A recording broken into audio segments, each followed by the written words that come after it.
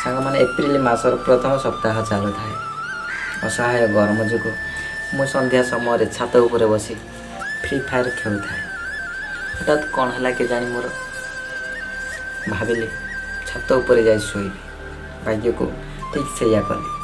କ'ଣ ଦୁଇଟା ଖାଇସାରିବା ପରେ ଛାତ ଉପରକୁ ଆସିଲି ଶୋଇବା ପାଇଁ ଏବଂ ସେଦିନ ଜାଣିଲି ପ୍ରାକୃତିକ ପବନ ଆଗରେ ଏସି ବି ହାର ମାନିଯାଏ। କିଛି ସମୟ ପରେ ମୁଁ ନିଦରେ ଶୋଇପଡ଼ିଲି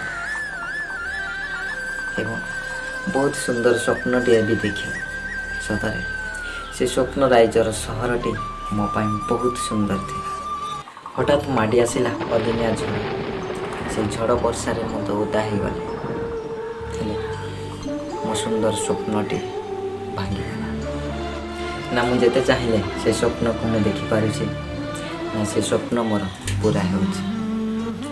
ସାଙ୍ଗମାନେ ଜୀବନରେ ଅନେକ ସ୍ୱପ୍ନ ତ ପୁରା ହୋଇଥାଏ, ହେଲେ ଏମିତି କିଛି ସ୍ୱପ୍ନ ଅଛି ଅଧୁରା ସ୍ୱପ୍ନ ପରି ରହିଯାଏ। ହ୍ୟାଲୋ ଫ୍ରେଣ୍ଡସ୍, କେମିତି ଲାଗିଲା ଷ୍ଟୋରିଟି ଅଧୁରା ସ୍ୱପ୍ନ? ଯଦି ଭଲ ଲାଗିଥିବ ଲାଇକ୍ କମେଣ୍ଟ ସେୟାର ନିଶ୍ଚିନ୍ତ କରିବେ। ଷ୍ଟୋରିଟିର ଲେଖକ ମିଷ୍ଟର ପ୍ରିନ୍ସ ପ୍ରଦୀପ, ତାଙ୍କ ପାଇଁ ବି ଲାଇକ୍ କମେଣ୍ଟ ସେୟାର ନିଶ୍ଚିନ୍ତ କରିବେ।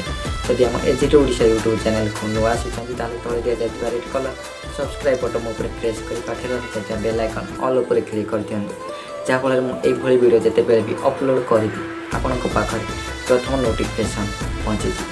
ପୁଣି ଆସିବି ନ୍ୟୁ ଏକ ଷ୍ଟୋରି ନେଇ। Thanks for watching.